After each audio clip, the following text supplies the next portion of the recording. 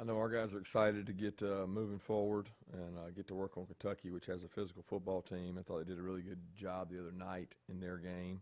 I know a lot of our guys have reached out to me and looking forward to getting together today and making sure we have the right kind of practice moving forward. We've got really good leadership on the team, and I know they'll prepare for that. And there's no time for sitting back feeling sorry for yourself because you've got good teams each and every week. I mean, this is a solid football team that was playing for the East last year. They've had some injuries that have affected them, and they've done a tremendous job of running the ball, finding ways to move the ball with different people doing it. And they've got a big front on defense. They had the same thing last year, and they've got a lot of guys back. So I know our guys will be looking forward, as I am, and with that, we'll open it up for questions.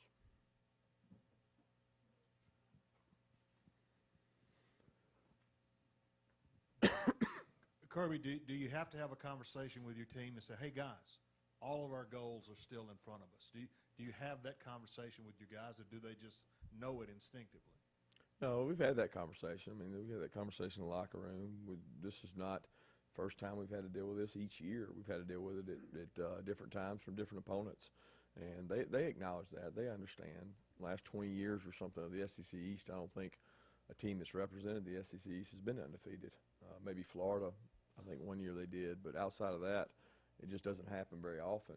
So what's more important is that our team gets ready for Kentucky and gets ready to go play than talking about the rest of the year, because we got to worry about Kentucky. There's that old football adage, coach, that you can't let a team beat you twice. As it applies to you guys, how does that kind of go into effect? Well, it goes into effect on this game. Number one, you can't turn the ball over. We got to correct those mistakes, and our guys have got to focus on Kentucky. The most important thing for us is Kentucky, and that's us getting better.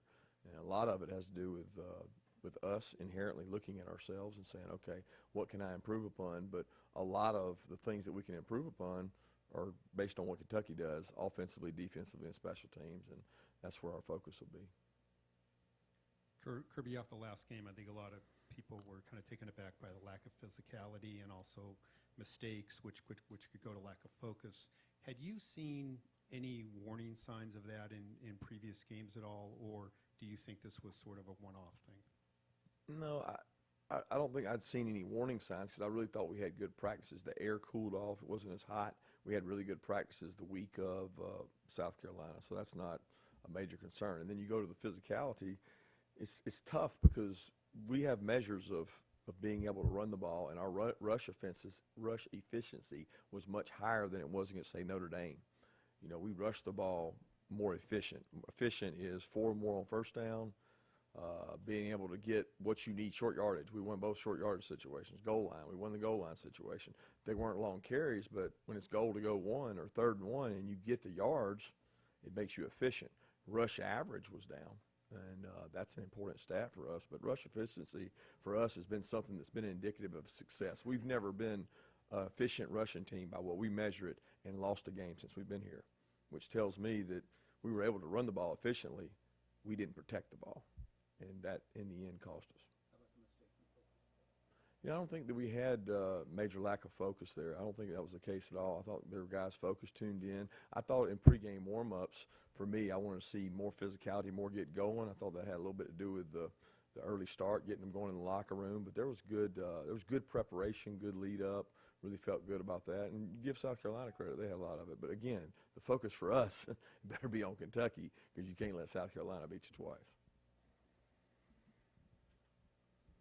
Kirby, it seems the offense, and not just in 2 and 4 minute, does well when it goes up tempo and plays faster. Do you agree or disagree, and why not do that more?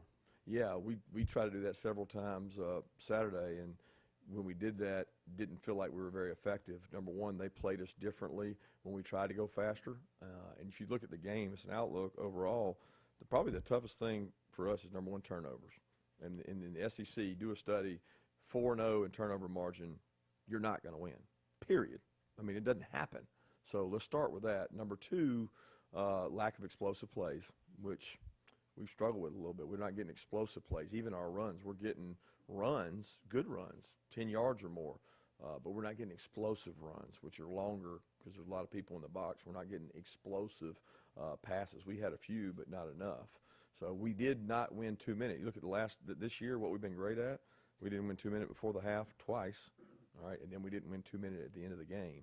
So there was 3 2 minutes in that game, which is very unique. We really didn't win any of the 3 of them, and that's one of our big goals is to win 2 minute. Every game up until that, it seemed like we had either won defensively before the half or we'd won offensively, and we didn't do that. So those are the 3 biggest things that we got to improve on, and we'll continue to work on. Kirby, are there lessons you can draw from previous regular season losses like 2017 Auburn last year against LSU and apply to this week? Well, the similarity in LSU is the 4 turnovers. I mean, you turn the ball over 4 times, and you get 0, which is maybe it's just the biggest concern is turning it over 4 times is getting 0. You got to find a way to get tips and overthrows when the ball's in the air. You got to find a way to knock a ball off somebody, to get a strip sack fumble. You know what I mean? You got to get some turnovers, and we learn from those lessons each and every time we have them, and I feel very confident in the leadership of this team that they'll respond the right way. They did that in the locker room the other day, and they'll handle that the right way. Kirby, regarding your decision not to kick a field goal with 8 seconds left, does your experience with that kick 6 factor in moments like that? Absolutely not. Has nothing to do with it. It has to do with normal football. No coach in his right mind with 8 seconds thinks he can't get another playoff. We do it every single Thursday, every single Friday. We script it. We've done it with 7 seconds. We've actually done it with 6 ever since the Florida halftime deal where we had a chance to get another play in. You know, Florida, with it being really short, condensed area, because that was like on the goal line.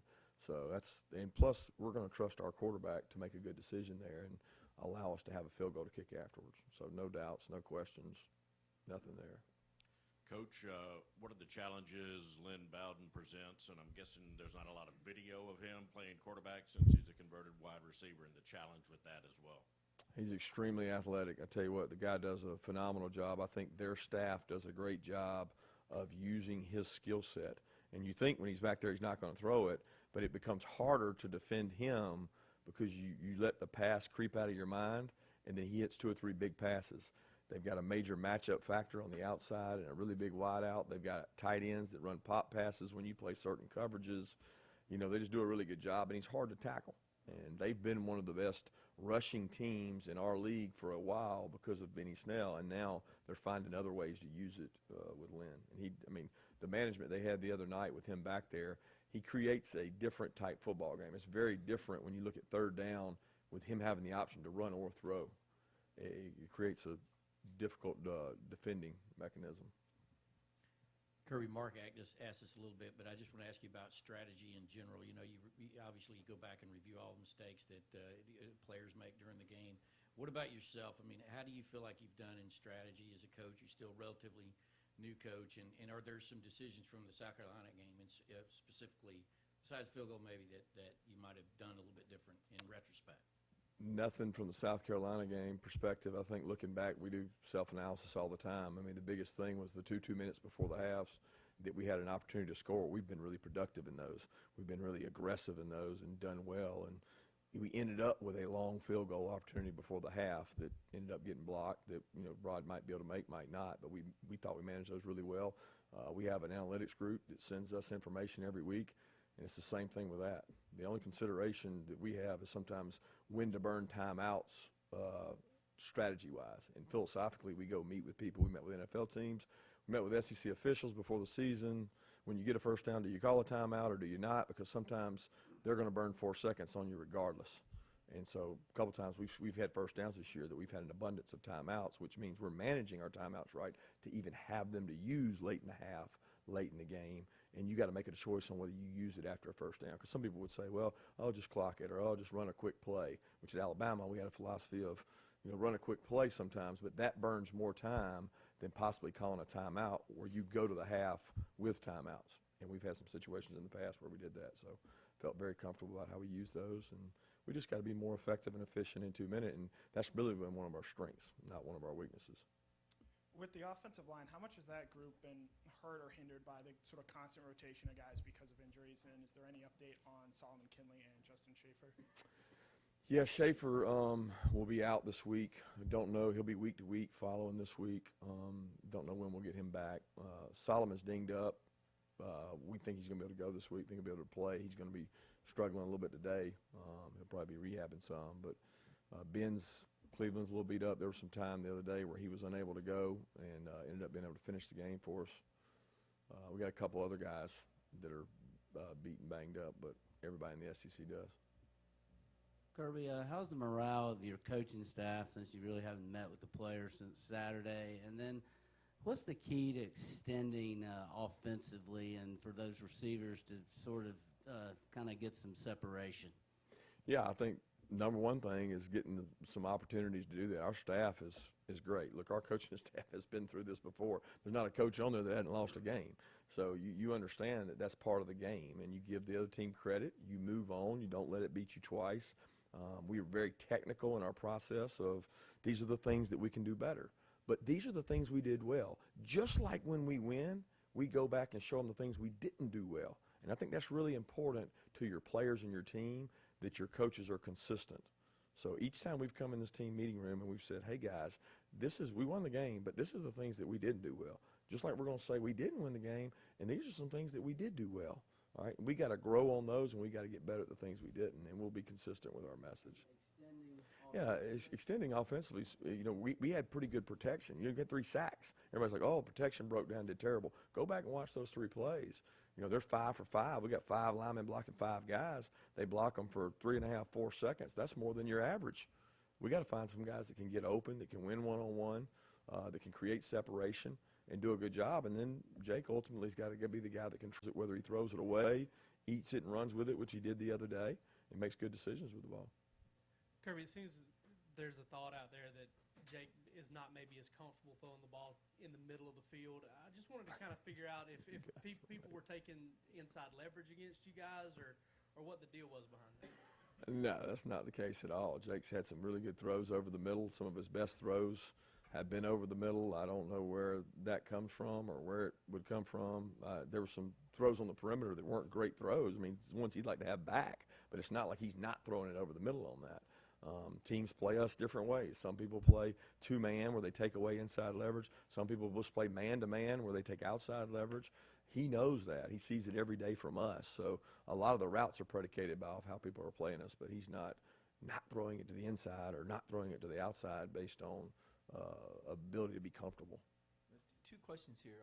One, on the shift, it looked like Jake might have audibled or changed a route in the receiver's shift with maybe, 3 seconds on the play clock. Was that on Jake for calling that too late in the play clock? Should the receivers not have shifted? Yeah, Can Cager continue to play with that shoulder? I don't know if Cager's going to be able to play. He's probably going to be out this week. We don't know that for sure. We're going to see. He's dealing with more than a shoulder now. He's got another injury that happened Saturday, so he may not be able to play. We're not sure yet. We'll see. As far as the play, it was one that we changed at the line, and the 2 guys moved late, and we snapped the ball probably a little bit early. But that's, again, guys, we're going to Kentucky. We're focused on Kentucky. Out of respect for our team, understand we're focused on Kentucky for our players.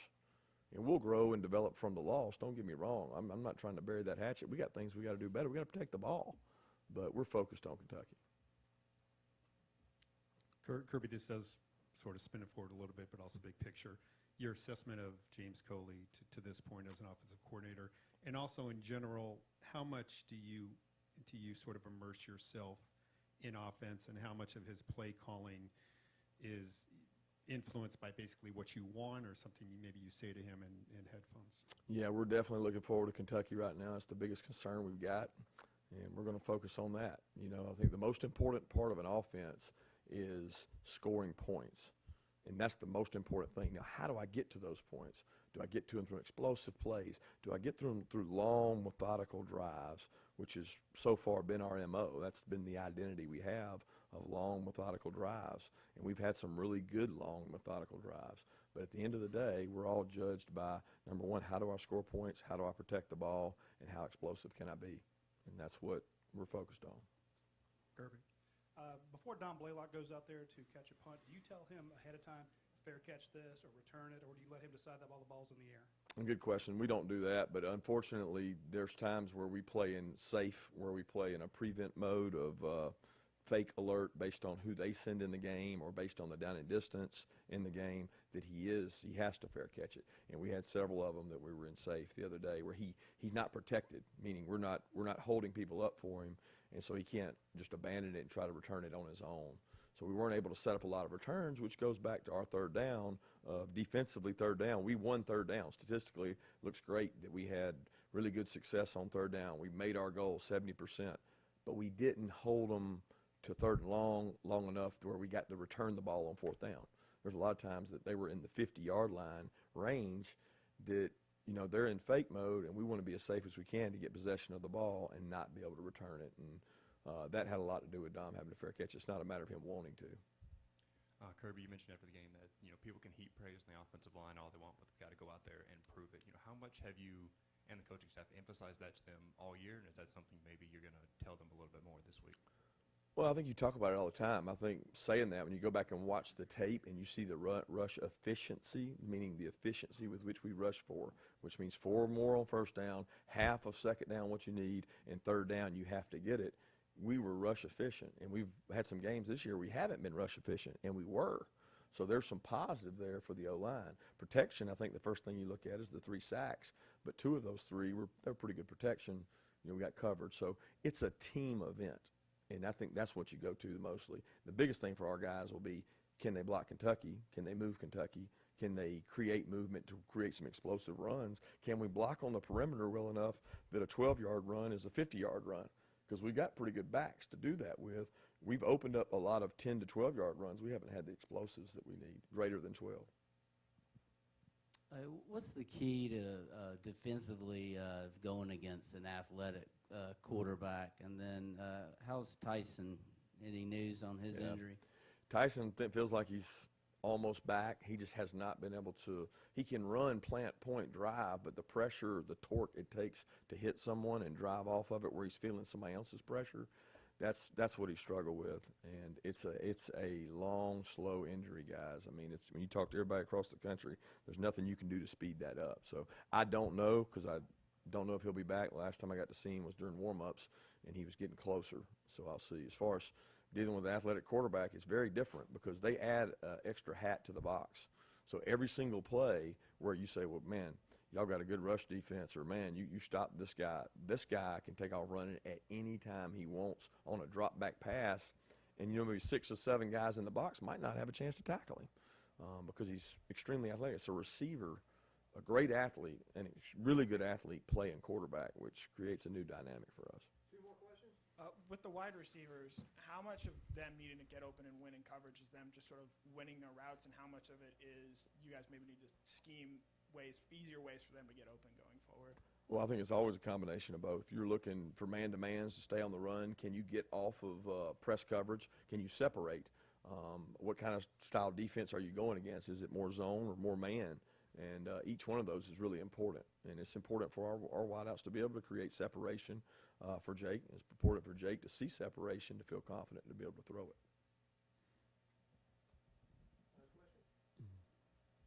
I think you said after the game about wanting to help your players put them in better position offensively.